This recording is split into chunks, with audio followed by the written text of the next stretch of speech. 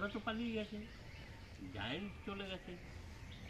খানিকক্ষণ পরে জায়েন্ট আবার টুকে দেখে যে গাছগুলো এইরকম ছিল, সব গাছগুলো নিয়ে পড়েছে।